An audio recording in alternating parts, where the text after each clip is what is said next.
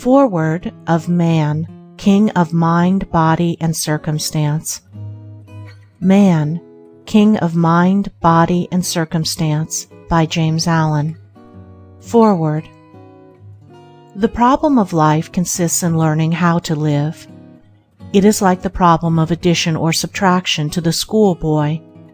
When mastered, all difficulty disappears, and the problem has vanished. All the problems of life, whether they be social, political, or religious, subsist in ignorance and wrong living. As they are solved in the heart of each individual, they will be solved in the mass of men. Humanity at present is in the painful stage of learning. It is confronted with the difficulties of its own ignorance.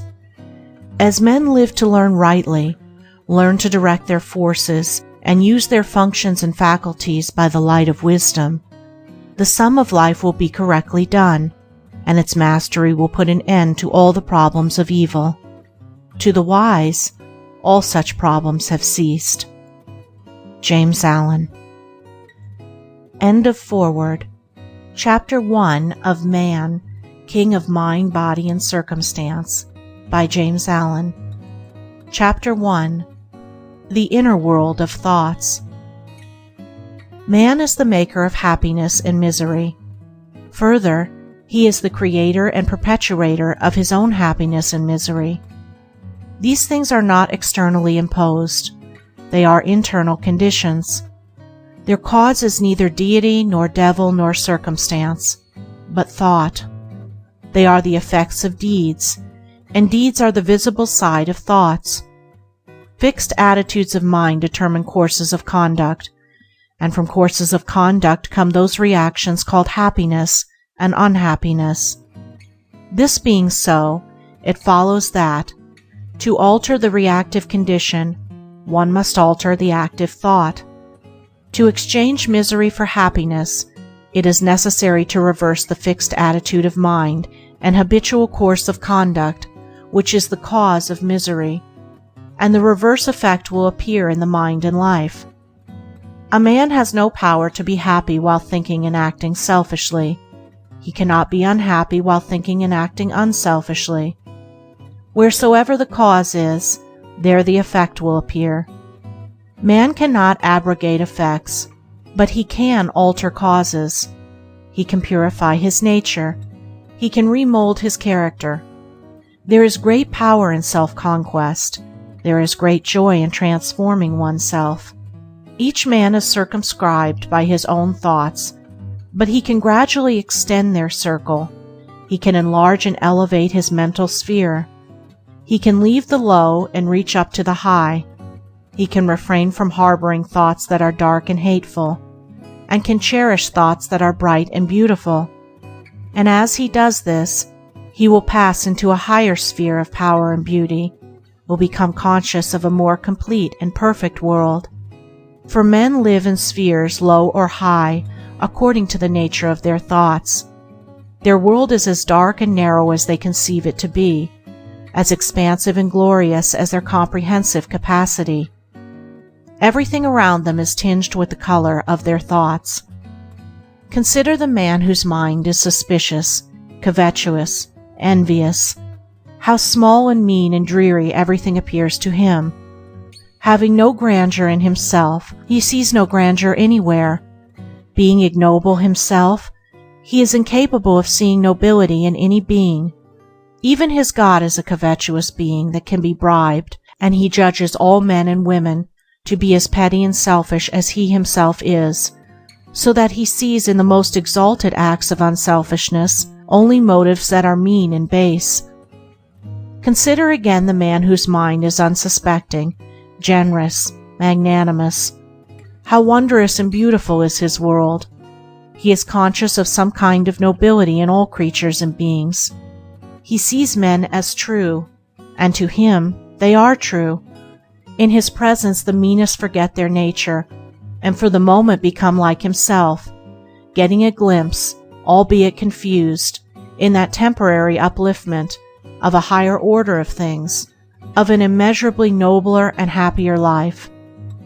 That small-minded man and this large-hearted man live in two different worlds, though they be neighbors. Their consciousness embraces totally different principles. Their actions are each the reverse of each other. Their moral insight is contrary. They each look out upon a different order of things. Their mental spheres are separate, and like two detached circles, they never mingle. The one is in hell, the other is in heaven, as truly as they will ever be, and death will not place a greater gulf between them than already exists. To the one, the world is a den of thieves. To the other, it is the dwelling place of gods. The one keeps a revolver handy, and is always on guard against being robbed or cheated, unconscious of the fact that he is all the time robbing and cheating himself. The other keeps ready a banquet for the best. He throws open his doors to talent, beauty, genius, goodness. His friends are the aristocracy of character. They have become a part of himself. They are in his sphere of thought, his world of consciousness. From his heart pours forth nobility, and it returns to him tenfold in the multitude of those who love him and do him honor.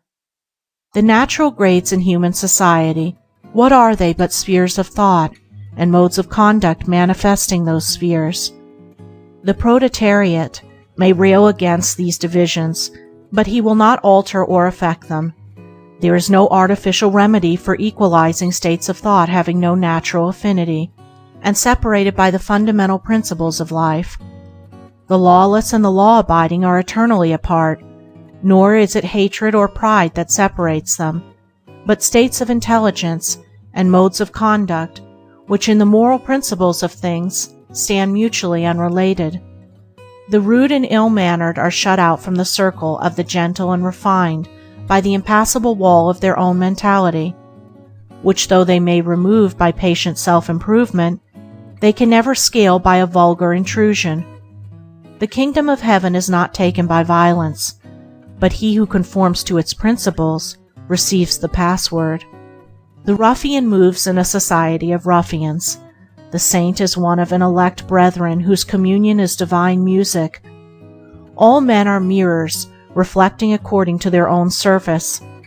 All men, looking at the world of men and things, are looking into a mirror which gives back their own reflection.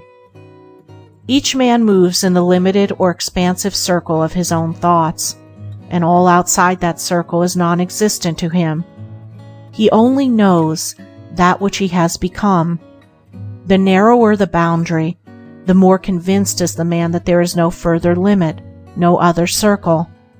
The lesser cannot contain the greater, and he has no means of apprehending the larger minds. Such knowledge comes only by growth. The man who moves in a widely extended circle of thought knows all the lesser circles from which he has emerged, for in the larger experience all lesser experiences are contained and preserved, and when his circle impinges upon the sphere of perfect manhood, when he is fitting himself for company and communion with them of blameless conduct and profound understanding, then his wisdom will have become sufficient to convince him that there are wider circles still beyond of which he is as yet but dimly conscious, or is entirely ignorant. Men, like schoolboys, find themselves in standards or classes to which their ignorance or knowledge entitles them. The curriculum of the sixth standard is a mystery to the boy in the first. It is outside and beyond the circle of his comprehension, but he reaches it by a persistent effort and patient growth in his learning. By mastering and outgrowing all the standards between, he comes at last to the sixth, and making its learning his own, and beyond still is the sphere of the teacher. So in life men whose deeds are dark and selfish, full of passion and personal desire, cannot comprehend those whose deeds are bright and unselfish, whose minds are calm, deep, and pure.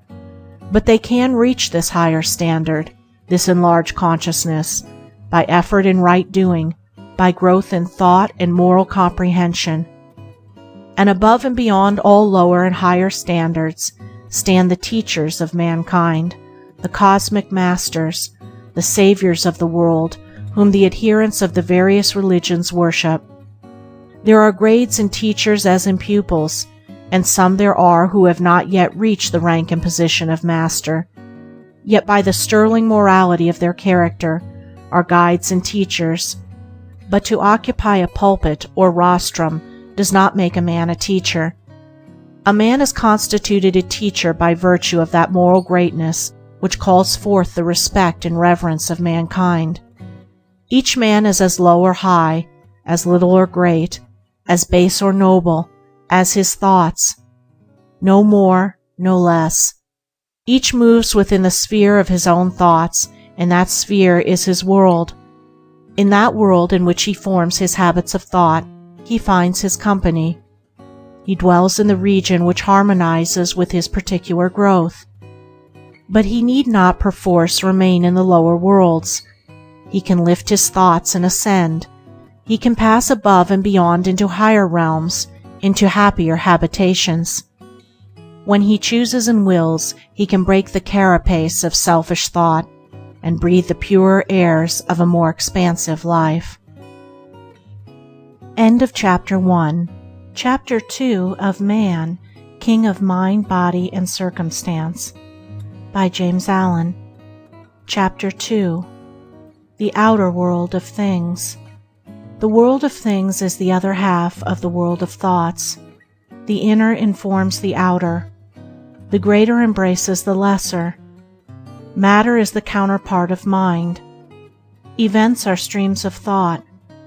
Circumstances are combinations of thought, and outer conditions and actions of others, in which each man is involved, are intimately related to his own mental needs and development. Man is a part of his surroundings. He is not separate from his fellows, but he is bound closely to them by the peculiar intimacy and interaction of deeds, and by those fundamental laws of thought which are the roots of human society. One cannot alter external things to suit his passing whims and wishes, but he can set aside his whims and wishes. He can so alter his attitude of mind towards externals that they will assume a different aspect. He cannot mold the actions of others towards him, but he can rightly fashion his actions towards them. He cannot break down the wall of circumstance by which he is surrounded, but he can wisely adapt himself to it, or find the way out into enlarged circumstances by extending his mental horizon. Things follow thoughts. Alter your thoughts, and things will receive a new adjustment. To reflect truly, the mirror must be true. A warped glass gives back an exaggerated image. A disturbed mind gives a distorted reflection of the world. Subdue the mind, organize and tranquilize it, and a more beautiful image of the universe, a more perfect perception of the world order, will be the result. Man has all power within the world of his own mind to purify and perfect it, but his power in the outer world of other minds is subject and limited. This is made plain when we reflect that each finds himself in a world of men and things, a unit amongst myriads of similar units. These units do not act independently and despotically, but responsively and sympathetically. My fellow men are involved in my actions, and they will deal with them. If what I do be a menace to them, they will adopt protective measures against me. As the human body expels its morbid atoms, so the body politic instinctively expurgates its recalcitrant members.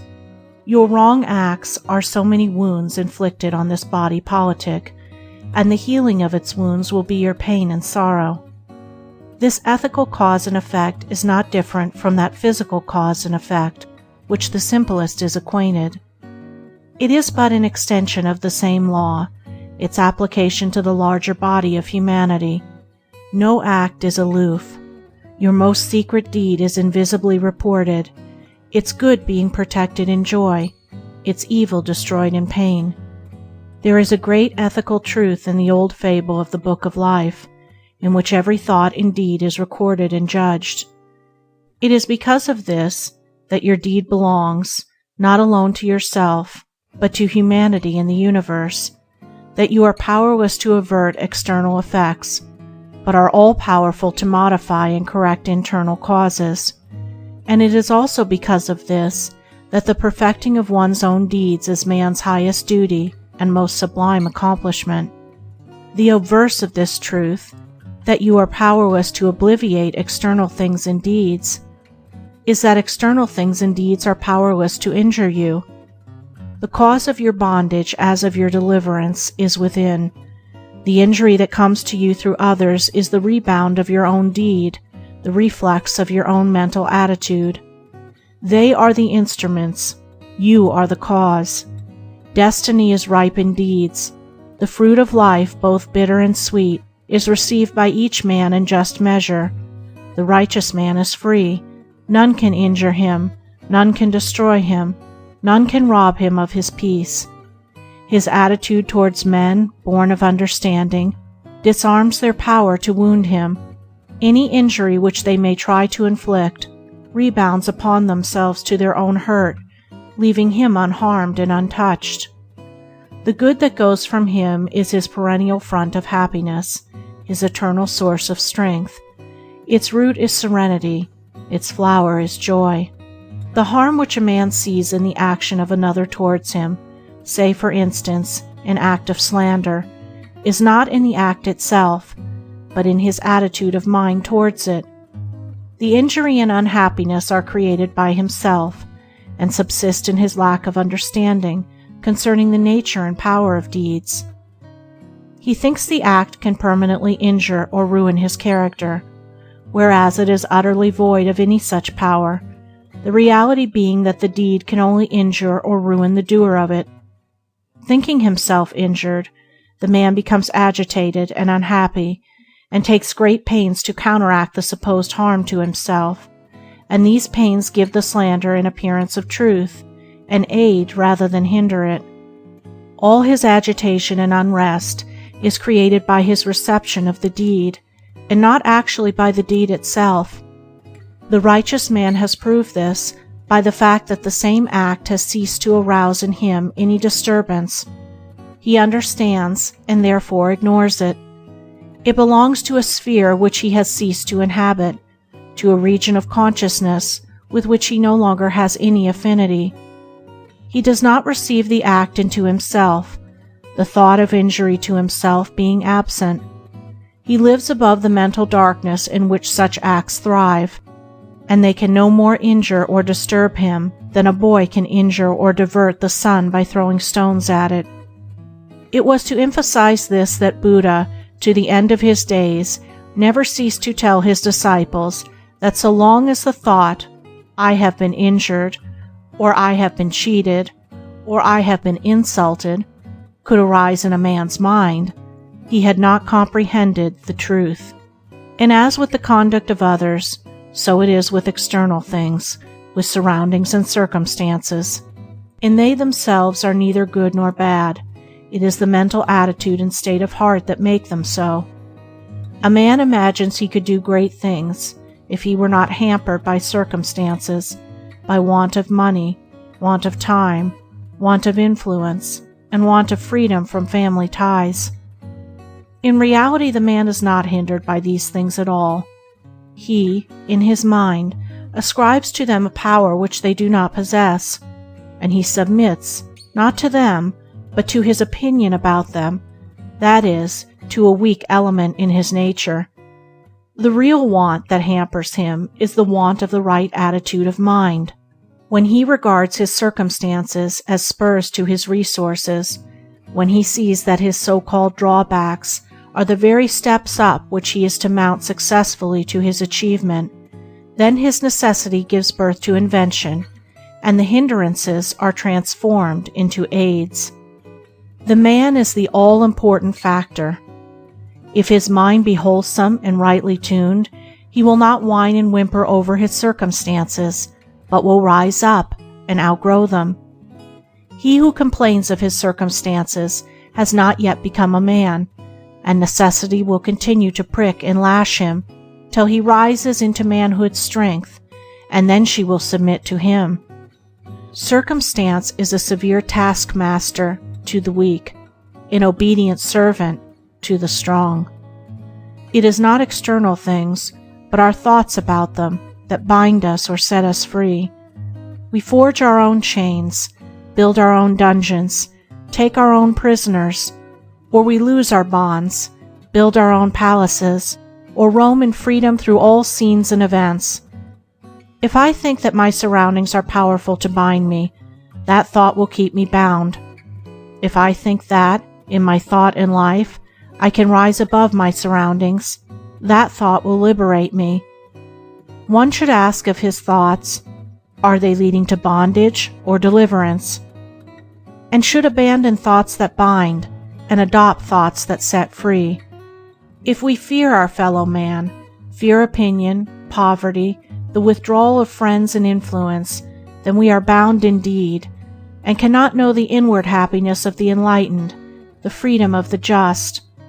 But if in our thoughts we are pure and free, if we see in our life's reactions and reverses nothing to cause us trouble or fear, but everything to aid us in our own progress, nothing remains that can prevent us from accomplishing the aims of our life, for then we are free indeed. End of Chapter 2. Chapter 3 of Man, King of Mind, Body, and Circumstance. Chapter 3. Habit, its slavery, and its freedom.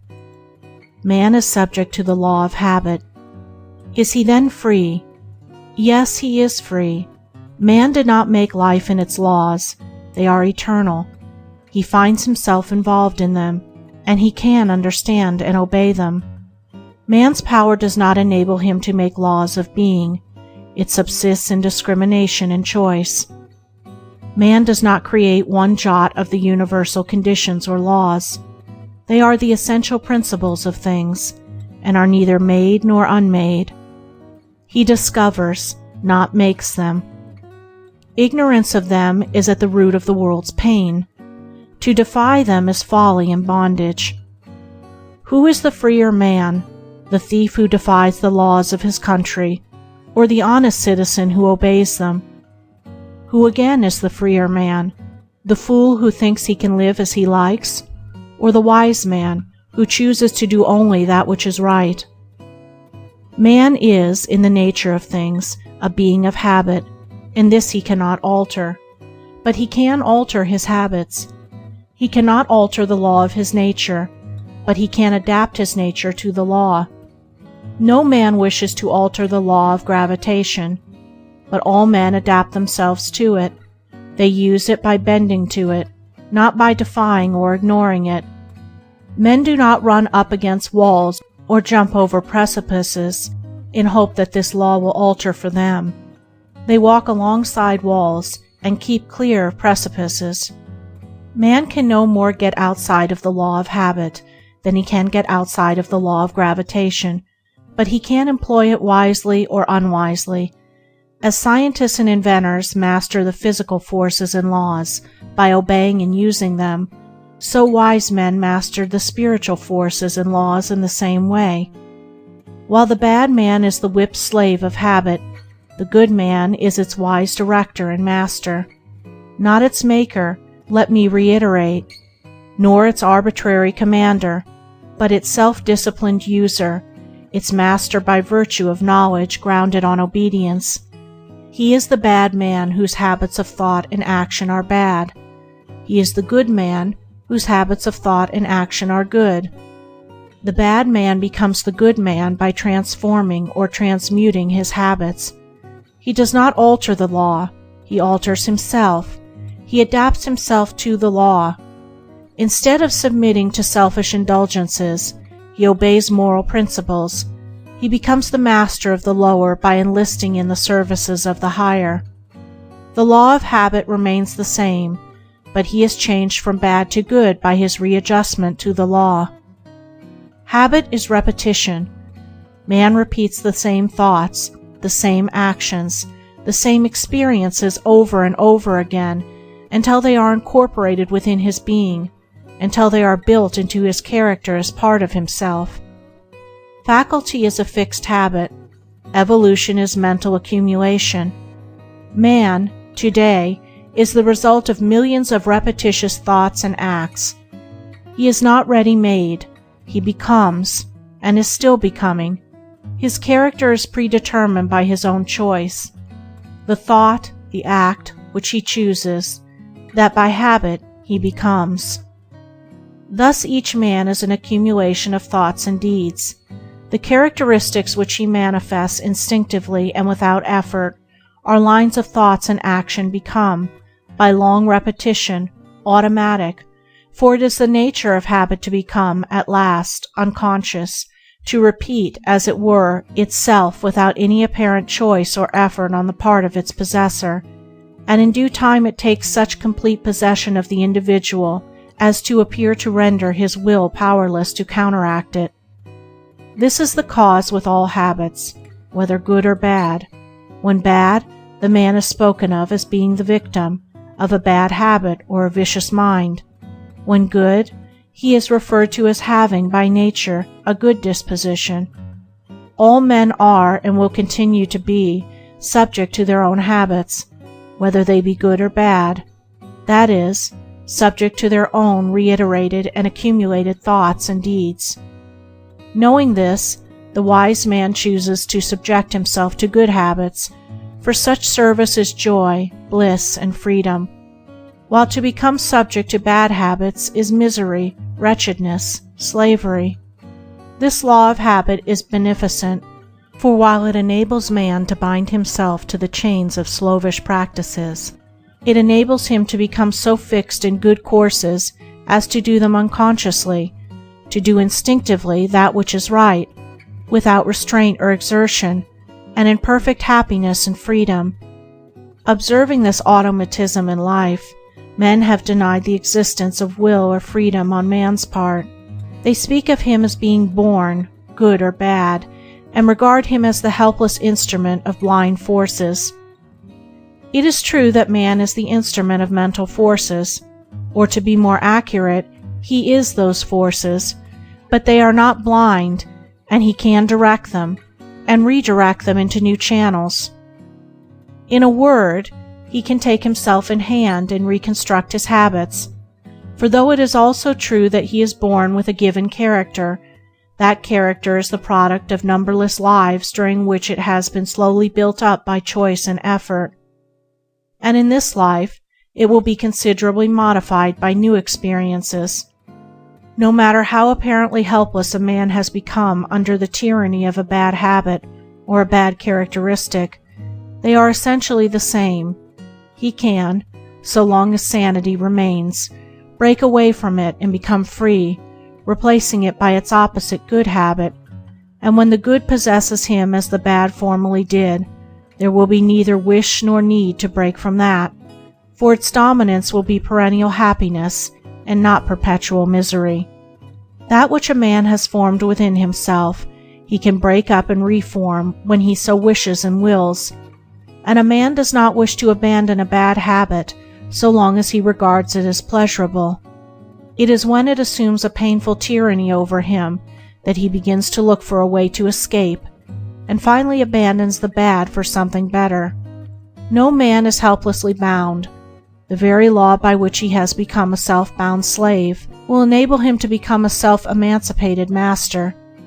To know this, he has but to act upon it, that is, deliberately and strenuously to abandon the old lines of thought and conduct, and diligently fashion new and better lines.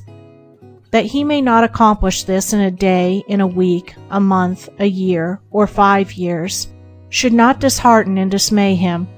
Time is not required for the new repetitions to become established, and old ones to be broken up, but the law of habit is certain and infallible, and a line of effort patiently pursued and never abandoned is sure to be crowned with success. For if a bad condition, a mere negation, can become fixed and firm, how much more surely can a good condition, a positive principle, become established and powerful. A man is powerless to overcome the wrong and unhappy elements in himself, only so long as he regards himself as powerless. If to the bad habit is added the thought, I cannot, the bad habit will remain. Nothing will be overcome till the thought of powerlessness is uprooted and abolished from the mind. The great stumbling block is not the habit itself, it is the belief in the impossibility of overcoming it. How can a man overcome a bad habit so long as he is convinced that it is impossible? How can a man be prevented from overcoming it when he knows that he can and is determined to do it? The dominant thought by which man has enslaved himself is the thought, "I cannot overcome my sins." Bring this thought out into the light, in all its nakedness, and it is seen to be a belief in the power of evil, with its other pole, disbelief in the power of good.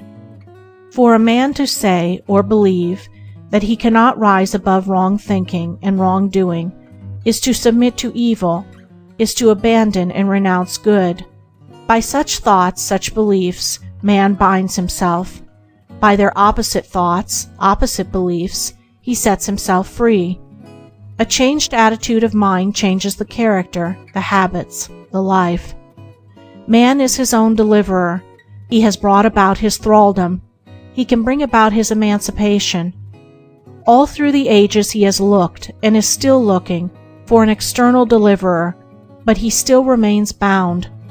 The great deliverer is within. He is the Spirit of Truth, and the Spirit of Truth is the Spirit of Good, and he is in the Spirit of Good who dwells habitually in good thoughts and their effects, good actions. Man is not bound by any power outside his own wrong thoughts, and from these he can set himself free, and foremost, the enslaving thoughts from which he needs to be delivered are, "I cannot rise. I cannot break away from bad habits.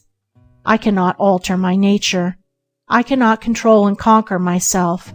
I cannot cease from sin." All these cannots have no existence in the things to which they submit. They exist only in thought. Such negotiations are bad thought habits which need to be eradicated, and in their place should be planted the positive, "I can," which should be tended and developed until it becomes a powerful tree of habit, bearing the good and life-giving fruit of right and happy living. Habit binds us. Habit sets us free. Habit is primarily in thought, secondarily in deed. Turn the thought from bad to good, and the deed will immediately follow. Persist in the bad, and it will bind you tighter and tighter. Persist in the good, and it will take you into ever-widening spheres of freedom. He who loves his bondage, let him remain bound. He who thirsts for freedom, let him come and be set free. End of Chapter 3. Chapter 4 of Man, King of Mind, Body, and Circumstance. Chapter 4. Bodily Conditions. There are today scores of distinct schools devoted to the healing of the body, a fact which shows the great prevalence of physical suffering, as the hundreds of religions devoted to the comforting of men's minds prove the universality of mental suffering. Each of these schools has its place in so far as it is able to relieve suffering, even where it does not eradicate the evil, for with all these schools of healing, the fact of disease and pain remains with us, just as sin and sorrow remain in spite of the many religions. Disease and pain, like sin and sorrow, are too deep-seated to be removed by palliatives. Our ailments have an ethical cause deeply rooted in the mind. I do not infer by this that physical conditions have no part in disease. They play an important part as instruments, as factors in the chain of causation. The microbe that carried the Black Death was the instrument of uncleanliness, and uncleanliness is, primarily, a moral disorder. Matter is visible mind, and that bodily conflict which we call disease has a causal affinity to that mental conflict which is associated with sin. In his present human or self-conscious state, man's mind is continually being disturbed by violently conflicting desires, and his body attacked by morbid elements. He is in a state of mental inharmony and bodily discomfort. Animals in their wild and primitive state are free from disease, Because they are free from inharmony, they are in accord with their surroundings, have no moral responsibility and no sense of sin, and are free from those violent disturbances of remorse, grief, disappointment, etc., which are so destructive of man's harmony and happiness, and their bodies are not afflicted. As man ascends into the divine or cosmic conscious state, he will leave behind and below him all these inner conflicts, will overcome sin and all sense of sin, and will dispel remorse and sorrow. Being thus restored to mental harmony, he will become restored to bodily harmony, to wholeness, health. The body is the image of the mind, and in it are traced the visible features of hidden thoughts. The outer obeys the inner, and the enlightened scientists of the future may be able to trace every bodily disorder to its ethical cause in the mentality. Mental harmony, or moral wholeness, makes for bodily health. I say makes for it, for it will not produce it magically, as it were, as though one should swallow a bottle of medicine and then be whole and free. But if the mentality is becoming more poised and restful, if the moral structure is increasing, then a sure foundation of bodily wholeness is being laid. The forces are being conserved and are receiving a better direction and adjustment. And even if perfect health is not gained, the bodily derangement, whatever it may be, will have lost its power to undermine the strengthened and uplifted mind. One who suffers in body will not necessarily at once be cured when he begins to fashion his mind on moral and harmonious principles. Indeed, for a time, while the body is bringing to a crisis and throwing off the effects of former inharmonies, the morbid condition may appear to be intensified. As man does not gain perfect peace immediately, he enters upon the path of righteousness, but must, except in rare instances, pass through a painful period of adjustment. Neither does he, with the same rare exceptions, at once acquire perfect health. Time is required for bodily as well as mental readjustment, and even if health is not reached, it will be approached. If the mind be made robust, the bodily condition will take a secondary and subordinate place, and will cease to have that primary importance which so many give to it. If a disorder is not cured, the mind can rise above it, and refuse to be subdued by it. One can be happy, strong, and useful in spite of it. The statement so often made by health specialists that a useful and happy life is impossible without bodily health is disproved by the fact that numbers of men who have accomplished the greatest works, men of genius and superior talent in all departments, have been afflicted in their bodies, and today there are plenty of living witnesses to this fact. Sometimes the bodily affliction acts as a stimulus to mental activity, and aids rather than hinders its work. To make a useful and happy life dependent upon health is to put matter before mind, is to subordinate spirit to body. Men of robust minds do not dwell upon their bodily condition if it be in any way disordered. They ignore it, and work on, live on, as though it were not. This ignoring of the body not only keeps the mind sane and strong, but it is the best resource for curing the body. If we cannot have a perfectly sound body, we can have a healthy mind, and a healthy mind is the best route to a sound body. A sickly mind is more deplorable than a disordered body, and it leads to sickliness of body. The mental invalid is in a far more pitiful condition than the bodily invalid. There are invalids, every physician knows them, who only need to lift themselves into a strong, unselfish, happy frame of mind to discover that their body is whole and capable. Sickly thoughts about oneself, about one's body and food, should be abolished by all who are called by the name of man. The man who imagines that the wholesome food he is eating is going to injure him needs to come to bodily vigor by the way of mental strength. To regard one's bodily health and safety as being dependent on a particular kind of food which is absent from nearly every household is to court petty disorders. the vegetarian who says he dare not eat potatoes, that fruit produces indigestion, that apples give him acidity, that pulses are poison, that he is afraid of green vegetables, and so on, is demoralizing the noble cause which he professes to have espoused, is making it look ridiculous in the eyes of those robust meat-eaters who live above such sickly fears and morbid self-scrutinies. To imagine that the fruits of the earth, eaten when one is hungry and in need of food, are destructive of health and life, is totally to misunderstand the nature and office of food. The office of food is to sustain and preserve the body, not to undermine and destroy it.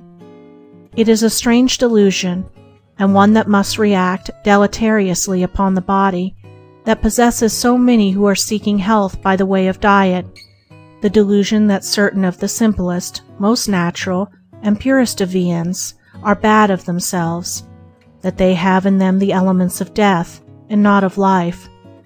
One of these food reformers once told me that he believed his ailment, as well as the ailments of thousands of others, was caused by eating bread, not by an excess of bread, but by the bread itself, and yet this man's bread food consisted of nutty, homemade, wholemeal loaves.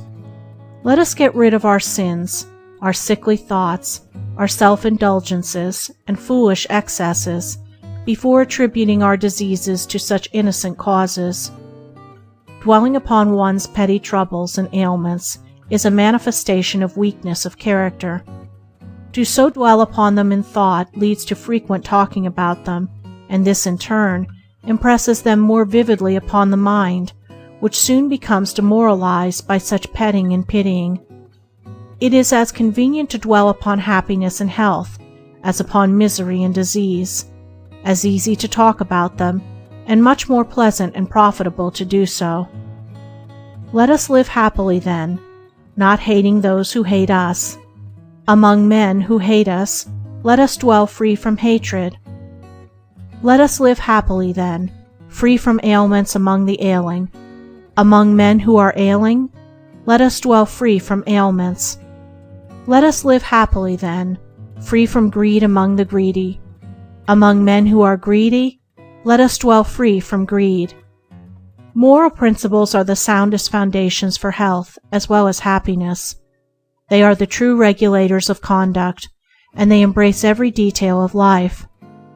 When earnestly espoused and intelligently understood, they will compel a man to reorganize his entire life, down to the most apparently insignificant detail. While definitely regulating one's diet, they will put an end to squeamishness, food fear, and foolish whims and groundless opinions as to the harmfulness of foods. When sound moral health has eradicated self-indulgence and self-pity, all natural foods will be seen as they are, nourishers of the body, and not its destroyers. Thus a consideration of bodily conditions brings us inevitably back to the mind, and to those moral virtues which fortify it with an invincible protection. The morally right are the bodily right. To be continually transposing the details of life from passing views and fancies, without reference to fixed principles, is to flounder in confusion, but to discipline details by moral principles is to see, with enlightened vision, all details in their proper place and order. For it is given to moral principles alone, in their personal domain, to perceive the moral order. In them alone resides the insight that penetrates to causes, and with them only is the power to at once command all details to their order and place, as the magnet draws and polarizes the filings of steel. Better than curing the body is to rise above it, to be its master, and not to be tyrannized over by it, not to abuse it, not to pander it, never to put its claims before virtue, to discipline and moderate its pleasures, and not to be overcome by its pains. In a word, to live in the poise and strength of the moral powers. This, better than bodily cure, is yet a safe way to cure, and it is a permanent source of mental vigor and spiritual repose. End of Chapter 4. Chapter 5 of Man. king of mind, body, and circumstance. Poverty. Many of the greatest men through all ages have abandoned riches and adopted poverty to better enable them to accomplish their lofty purposes. Why then is poverty regarded as such a terrible evil? Why is it that this poverty, which these great men regard as a blessing and adopt as a bride, should be looked upon by the bulk of mankind as a scourge and a plague? The answer is plain. In one case, the poverty is associated with a nobility of mind, which not only takes from it all appearances of evil, but which lifts it up and makes it appear good and beautiful, makes it seem more attractive and more to be desired than riches and honor, so much so that, seeing the dignity and happiness of the noble mendicant, thousands imitate him by adopting his mode of life. In the other case, the poverty of our great cities is associated with everything that is mean and repulsive, with swearing, drunkenness, filth, laziness, dishonesty, and crime. What then is the primary evil? Is it poverty, or is it sin? The answer is inevitable. It is sin. Remove sin from poverty, and its sting is gone. It has ceased to be the gigantic evil that it appeared, and can even be turned to good and noble ends. Confucius held up one of his poor disciples as an example of lofty virtue to his richer pupils. Yet although he was so poor that he had to live on rice and water, and had no better shelter than a hovel, he uttered no complaint. Where this poverty would have made other men discontented and miserable, he did not allow his equanimity to be disturbed. Poverty cannot undermine a noble character, but it can set it off to a better advantage. The virtues of this man shone all the brighter for being set in poverty, like resplendent jewels set in a contrasting background. It is common with social reformers to regard poverty as the cause of the sins with which it is associated, yet the same reformers refer to immoralities of the rich as being caused by their riches. Where there is a cause, its effect will appear, and where affluence the cause of immorality, and poverty the cause of degradation, then every rich man would become immortal, and every poor man would come to degradation. An evildoer will commit evil under any circumstances, whether he be rich or poor, or midway between the two conditions. A right doer will do right howsoever he be placed. Extreme circumstances may help to bring out the evil which is already there awaiting its opportunity, but they cannot cause the evil, cannot create it. Discontent with one's financial condition is not the same as poverty. Many people regard themselves as poor whose income runs into several hundreds, and in some cases several thousands of pounds a year, combined with light responsibilities. They imagine their affliction to be poverty. Their real trouble is covetousness. They are not made unhappy by poverty, but by a thirst for riches. Poverty is more often in the mind than in the purse. So long as a man thirsts for more money, he will regard himself as poor, and in that sense he is poor, for covetousness is poverty of mind. A miser may be a millionaire, but he is as poor as when he was penniless. On the other hand, the trouble with so many who are living in indigence and degradation is that they are satisfied with their condition. To be living in dirt, disorder, laziness, and swinish self-indulgence, reveling in foul thoughts, foul words, and unclean surroundings, and to be satisfied with oneself, is deplorable. Here again, poverty resolves itself into a mental condition, and its solution, as a problem, is to be looked for in the improvement of the individual from within, rather than of his outward condition. Let a man be made clean and alert from within, and he will no longer be content with dirt and degradation without. Having put his mind in order, he will then put his house in order. Indeed, both he and others will know that he has put himself right by the fact that he has put his immediate surroundings right. His altered heart shows in his altered life. There are, of course, those who are neither self-deceived nor self-degraded, and yet are poor. Many such are satisfied to remain poor. They are contented, industrious, and happy, and desire nothing else. But those among them who are dissatisfied, and are ambitious for better surroundings and greater scope, should, and usually do, use their poverty as a spur to the exercise of their talents and energies. By self-improvement and attention to duty, they can rise into the fuller, more responsible life which they desire. Devotion to duty is, indeed, not only the way out of poverty, which is regarded as restrictive, it is also the royal road to affluence, influence, and lasting joy, even to perfection itself. When understood in its deepest sense, it is seen to be related to all that is best and noblest in life. It includes energy, industry, concentrated attention to the business of one's life, singleness of purpose, courage and faithfulness, determination and self-reliance, and that self-abnegation which is the key to all real greatness. A singularly successful man was once asked, "What is the secret to your success?" And he replied, "Getting up at 6 o'clock in the morning and minding my own business." Success, honor, and influence always come to him who diligently attends to the business of his life, and religiously avoids interfering with the duties of others. It may here be urged, and is usually so urged, that the majority of those who are in poverty, for instance, the mill and factory workers, have not the time or opportunity to give themselves to any special work. This is a mistake.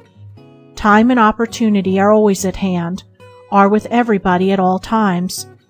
Those of the poor above mentioned, those who are content to remain where they are, can always be diligent in their factory labor, and sober and happy in their homes. But those of them who feel that they could better fill another sphere can prepare for it by educating themselves in their spare time. The hard-worked poor are, above all, the people who need to economize their time and energies, and the youth who wishes to rise out of such poverty must at the outset put aside the foolish and wasteful indulgences of alcohol, tobacco, sexual vice, late hours at music halls, clubs, and gaming parties, and must give his evenings to the improvement of his mind in that course of education which is necessary to his advancement. By this method, numbers of the most influential men throughout history, some of them among the greatest, have raised themselves from the commonest poverty, a fact which proves that the time of necessity is the hour of opportunity, and not, as is so often imagined and declared, the destruction of opportunity, that the deeper the poverty, the greater is the incentive to action in those who are dissatisfied with themselves and are bent upon achievement. Poverty is an evil, or it is not, according to the character and the condition of mind of the one that is in poverty. Wealth is an evil, or it is not, in the same manner. Tolstoy chafed under his wealthy circumstances. To him they were a great evil. He longed for poverty as the covetous long for wealth. Vice, however, is always an evil, for it both degrades the individual who commits it and is a menace to society. A logical and profound study of poverty will always bring us back to the individual and to the human heart. When our social reformers condemn vice as they now condemn the rich, when they are eager to abolish wrong living as they are now to abolish low wages, we may look for the diminution in that form of degraded poverty which is one of the dark spots on our civilization. Before such poverty disappears altogether, the human heart will have undergone, during the process of evolution, a radical change.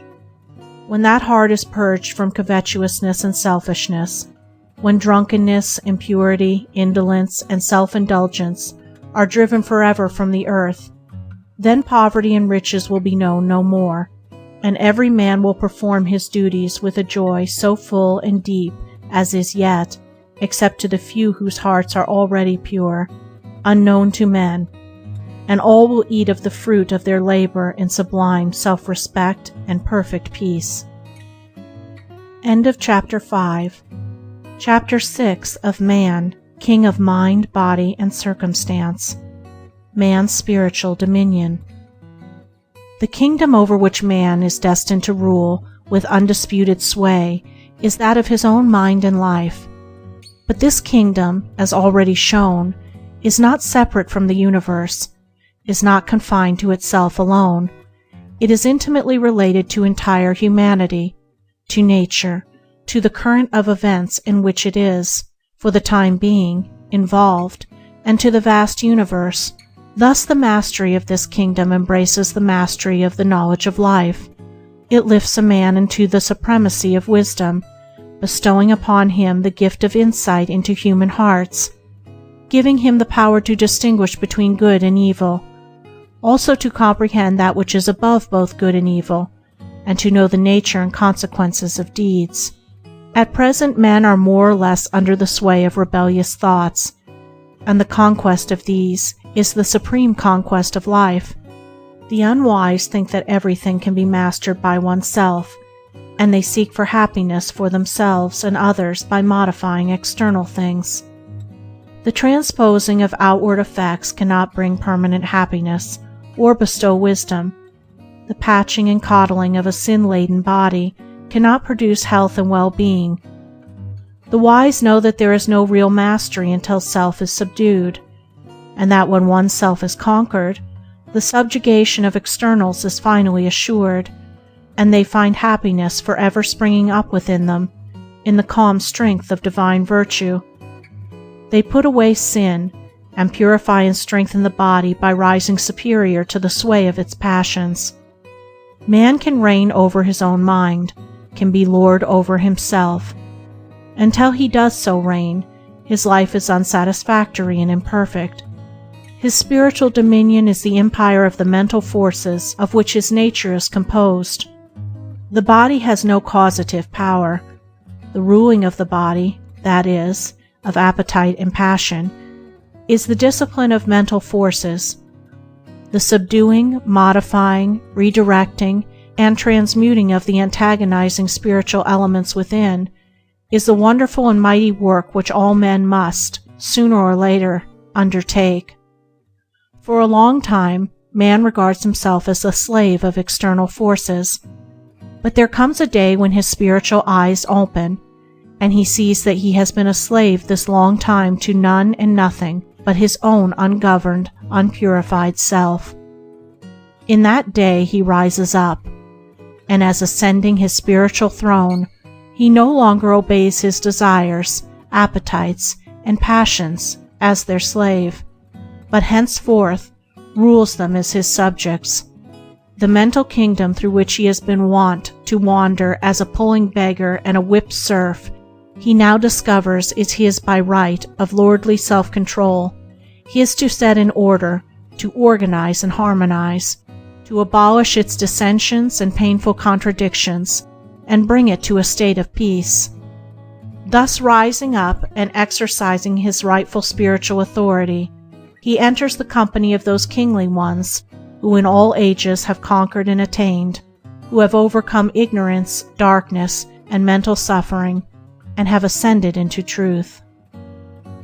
End of Chapter 6. Chapter 7 of Man, King of Mind, Body, and Circumstance. Conquest, not resignation. He who has undertaken the sublime task of overcoming himself does not resign himself to anything that is evil. He subjects himself only to that which is good. Resignation to evil is the lowest weakness. Obedience to good is the highest power. To resign oneself to sin and sorrow, to ignorance and suffering, is to say in effect, I give up, I am defeated, life is evil, and I submit. Such resignation to evil is the reverse of religion. It is the direct denial of good. It elevates evil to the position of supreme power in the universe.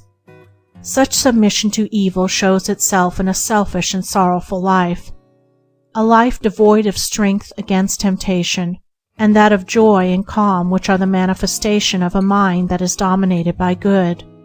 Man is not framed for perpetual resignation and sorrow, but for final victory and joy. All the spiritual laws of the universe are with the good man, for good preserves and shields. There are no laws of evil. Its nature is destruction and desolation. The consciousness modification of the character away from evil and towards good forms, at present, no part in the common course of education. Even our religious teachers have lost this knowledge and practice, and cannot, therefore, instruct concerning it. Moral growth is, so far, in the great mass of mankind, unconscious, and is brought about by the stress and struggle of life. The time will come, however, when the conscious formation of character will form an important part in the education of youth, and when no man will be able to fill the position of preacher unless he be a man of habitual self-control, unblemished integrity, and exalted purity, so as to be able to give sound instruction in the making of character, which will then be the main feature of religion. The doctrine herein set forth by the author is the doctrine of conquest over evil, the annihilation of sin, and necessarily the permanent establishment of man in the knowledge of good and in the enjoyment of perpetual peace. This is the teaching of the masters of all religions in all ages. Howsoever it may have been disguised and distorted by the unenlightened, it is the doctrine of all the perfect ones that were, and will be the doctrine of all the perfect ones that are to come. It is the doctrine of truth, and the conquest is not of an evil without, not of evil men or evil spirits or evil things, but of the evil within, of evil thoughts, evil desires, evil deeds. For when every man has destroyed the evil within his own heart, to where in the whole vast universe will anyone be able to point and say, "There is evil"? In that great day, when all men have become good within, all traces of evil will have vanished from the earth, sin and sorrow will be unknown, and there will be universal joy forevermore.